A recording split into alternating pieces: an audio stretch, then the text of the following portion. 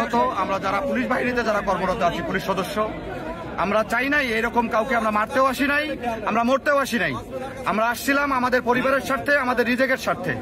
আমরা যে কাজটা এখন আমাদের হয়েছে, আমরা প্রত্যেকেই মানসিকভাবে বিধ্বস্ত, বিপর্যস্ত।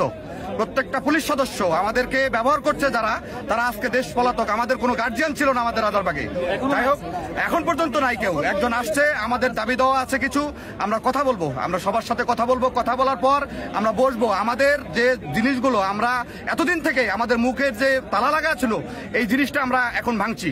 আমাদের মুখের কথাগুলো এখন আমরা প্রকাশ করব যে আমরা আসলে কিভাবে নির্যাতিত হয়েছি এই নিম্ন পদস্থ কর্মচারীরা। এই জিনিসটা আমাদের এই প্রত্যেকের কথা, এটা আমার কথা না। আমরা যারা আছি রাজারবাগে, যারা অবস্থান করতেছি এখন পর্যন্ত, প্রত্যেকের, শুধু বাংলাদেশে যারা সকল পুলিশের কথা আমি বলতেছি, বাংলাদেশের সকল পুলিশ যারা আছে তাদের কথা আমি বলতেছি। আমার মনের কথা আমি মনে করি, প্রত্যেকটা পুলিশ সদস্যের বর্তমান মনের কথা, আমাদেরকে বিপদগ্রস্ত করে পুরো বাংলাদেশের কাছে আমাদেরকে ধ্বংস করে যারা পলাতক হয়েছে তাদেরকে যাতে কোনোভাবেই দেশ ছাড়া না করা হয়। আমাদেরকে যেভাবে ইউজ করা হয়েছে এখন তো তার শিকার আপনারা দিয়ে দিচ্ছেন। তার জবাব কালকে প্রত্যেকটা থানায়, কালকে যে গণহত্যা চালানো হয়েছে 25 মার্চের থেকে ভয়ানক হয়েছে।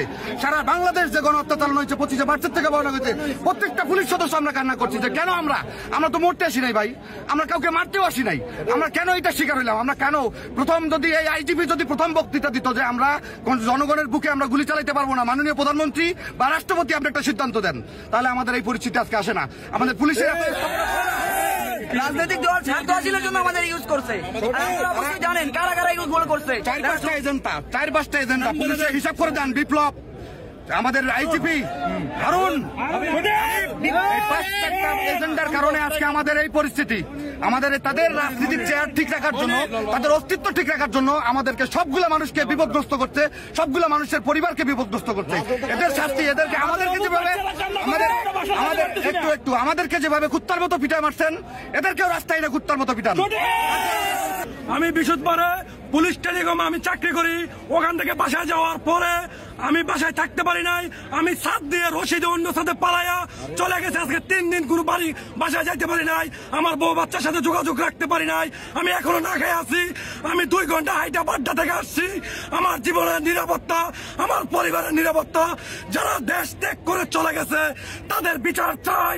এবং কি আমার পুলিশ ভাইদেরকে যেভাবে নির্মম ভাবে হত্যা করা হয়েছে, তাদের যারা দেশের এই হারুন, ওই হাবিব, ওই মামুন, ওই মনির, যারা আমাদেরকে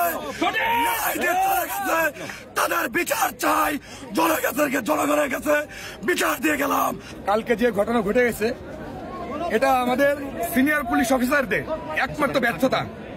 আমাদের ভাইদেরকে যে আমরা হারিয়েছি, এটার একমাত্র কারণ হচ্ছে তারা ঘুষখোর, দুর্নীতিবাজ। ভাই, আমাদের মতো পুলিশ সদস্যরা যারা নিম্ন পদস্থ, তারা নির্যাতিত, তাদের কাছেও আমাদের কিছু করার থাকে না। আমরা ডিউটিতে যাই, আমরা হুকুমের গোলাম।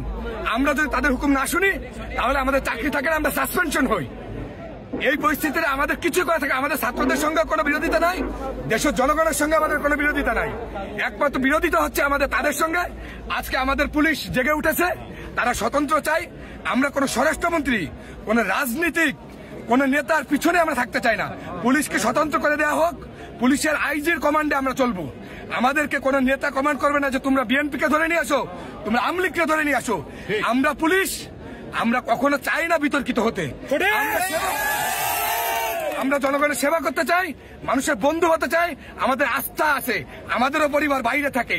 আজকে আমাদের পরিবারের নিরাপত্তা নাই, আমাদের নিরাপত্তা নাই। আমাদেরকে মানুষ থুতু মারে। ভাই, আমরা তো 1 টাকা খাই না। আমরা আপনাদের জন্য জীবন দিচ্ছি। আমরা 71 সালে দিয়েছি এই রাজারবাগ থেকে, আমরা আবারও দিলাম। এত জীবন কেন দিলাম? শুধুমাত্র এই বিসিএস অফিসারদের কারণে। তারা কালকে পারতো, যখন শেখ হাসিনা পালাই গেছে, তাদের কাছে নিউজ ছিল, তারা পারতো আমাদেরকে সরিয়ে নিতে। তারা শুধুমাত্র আইলেসে একবার যদি বলতো বেজে তোমরা সরে যাও, আমরা সরে যেতে পারতাম। আমাদের এত পুলিশ নিহত হতো না। আজকে তাদেরই নির্দেশনার কারণে আজকে আমাদের এত পুলিশ তারা আহত হয়েছে, তারা নিহত হয়েছে।